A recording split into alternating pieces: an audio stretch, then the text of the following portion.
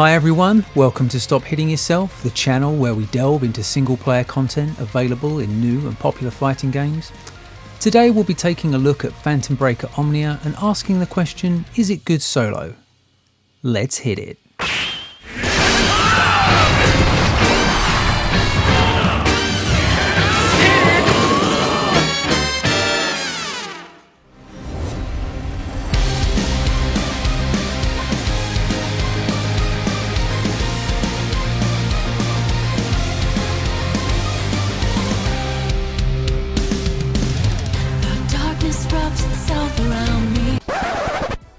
Okay, before I cover anything else, we need to address this setting in the options.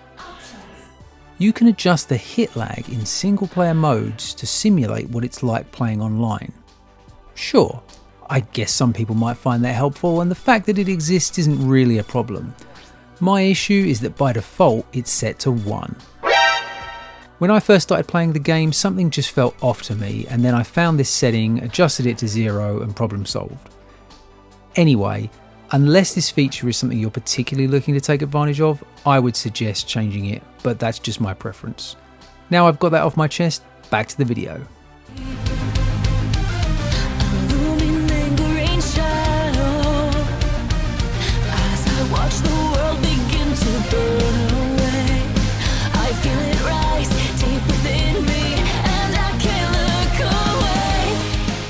Phantom Breaker is a 1v1 2D anime fighter and was originally released for the Xbox 360 in 2011. Then, in 2013, an enhanced edition was released for both PS3 and Xbox 360 titled Phantom Breaker Extra. This featured rebalanced gameplay as well as new characters and stages.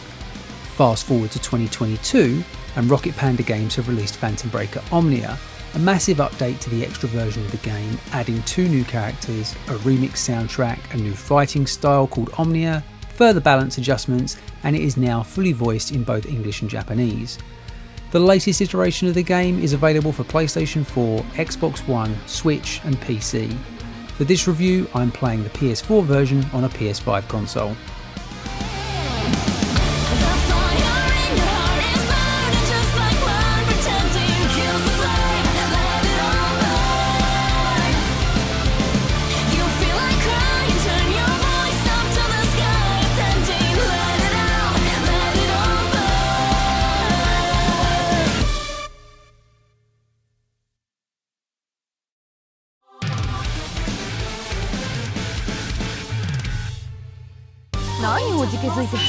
The fire in your heart is burning. Round 1.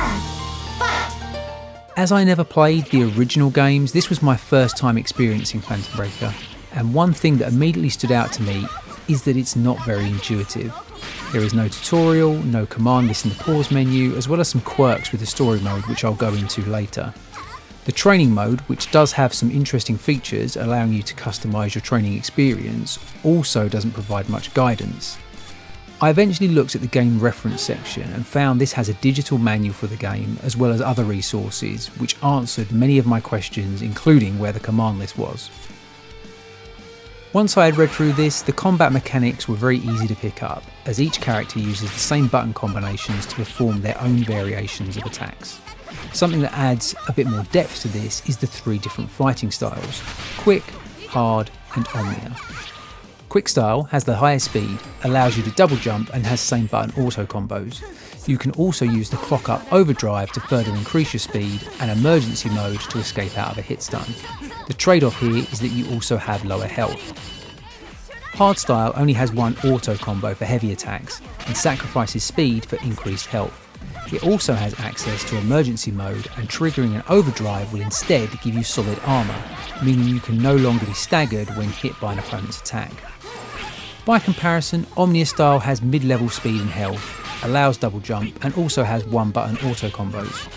You can't use overdrives or emergency mode, but with sufficient burst gauge, you do have access to a powerful all-range attack.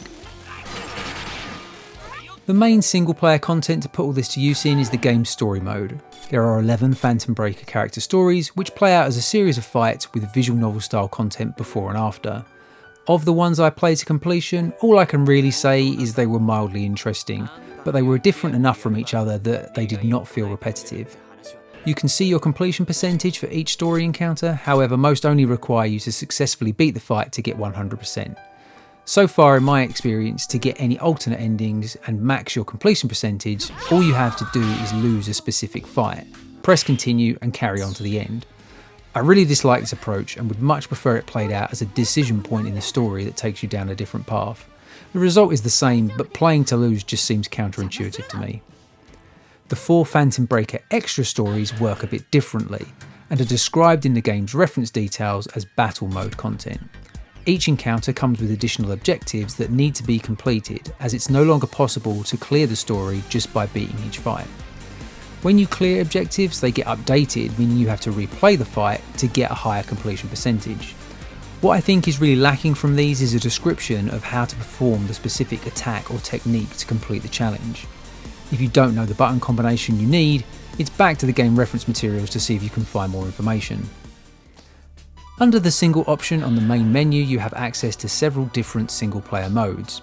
For score attack and time attack, after selecting a character, you get to choose from a selection of paths.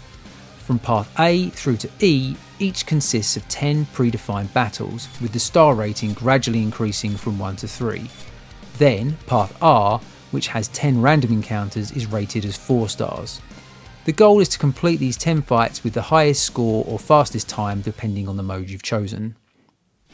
Endless Battle is a survival mode where your chosen character's health bar is not fully refreshed after each win. You only get a small amount of health back, so your goal here is to rack up as many wins as possible before your health runs out. Finally, you have a standard format arcade mode, which, as you might expect, has you facing off against a series of enemies in best of 3 round matches. There is also a versus mode if you just want to set up single fights against the CPU. So what's my opinion of Phantom Breaker Omnia, and is it good for a solo player?